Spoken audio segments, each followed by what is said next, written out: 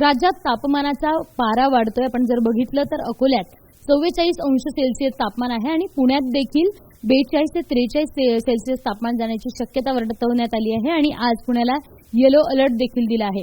आपण जर हे सगळं बघितलं तर येत्या काही दिवसात अल निनोचा परिणाम आहे तो पूर्ण महाराष्ट्रावर दिसणार आहे आणि त्यामुळेच महाराष्ट्रात अनेक ठिकाणी हीट वेव्हची देखील शक्यता आहे.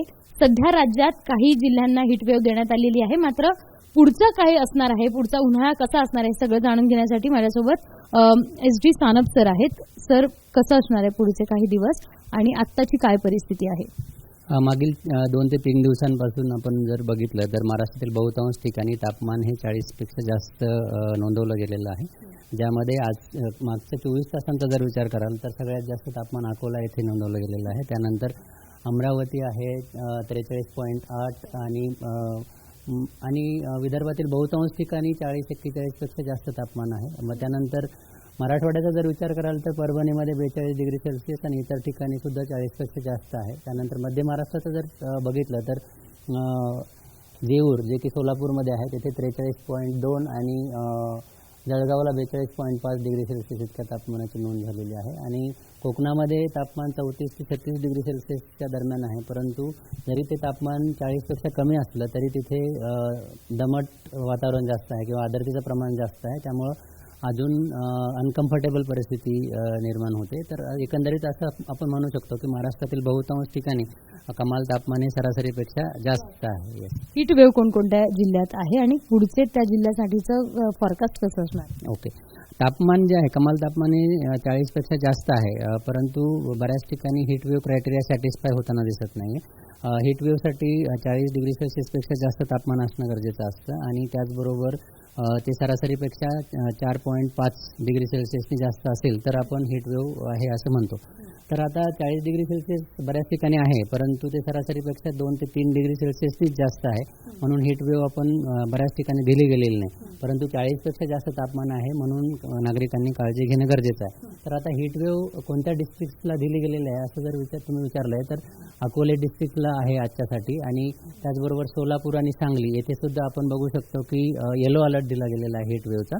आणि कोकण किनारपट्टीचे जे डिस्ट्रिक्ट्स आहेत त्यांच्यासाठी येलो अलर्ट हा उष्ण आणि दमट ह्या कारणामुळे दिला गेलेला आहे.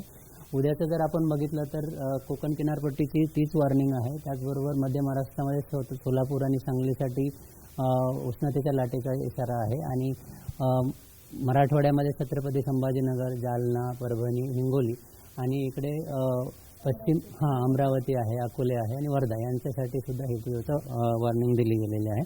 17 तारखेला आपण बघू शकतो की महाराष्ट्रातील बहुतांश ठिकाणी हीट वेव्हचा वॉर्निंग दिली गेलेली आहे.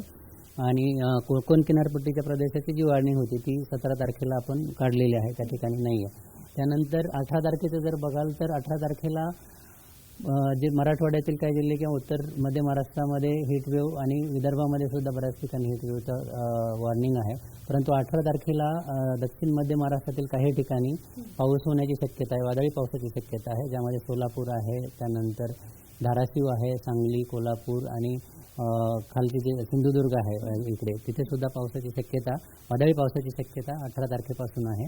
आणि जसं मी सांगितलं की पाऊस होण्याचे चान्सेस आहे. तर हे जे हीट वेव्ह 18-19 तारखेनंतर तर हा जो येलो अलर्ट आहे 19 तारखेला तो हा वादळी पावसाचा आहे जो की सोलापूर आहे, धाराशिव, लातूर, नांदेड आणि मध्य महाराष्ट्रातील सातारा आहे, त्यानंतर सांगली आहे, कोल्हापूर, रत्नागिरी ह्या ठिकाणी वादळी पावसाची शक्यता आहे. इव्हन अहिल्यानगर इथे सुद्धा. तर 18-19 तारखेनंतर वादळी पावसाची शक्यता आहे. त्यामुळं हीट वेव्ह किंवा तापमान जे आहे ते कमी होण्याचे चान्सेस आहे 18-19 तारखेपर्यंत. परंतु 18 तारखेपर्यंत हीट वेव्ह बऱ्याच ठिकाणी आपल्याला दिसून येईल. पुणे शहरासाठी, पुणे जिल्ह्यासाठीचा काय फॉरकास्ट आहे आणि आत्ताची काय परिस्थिती?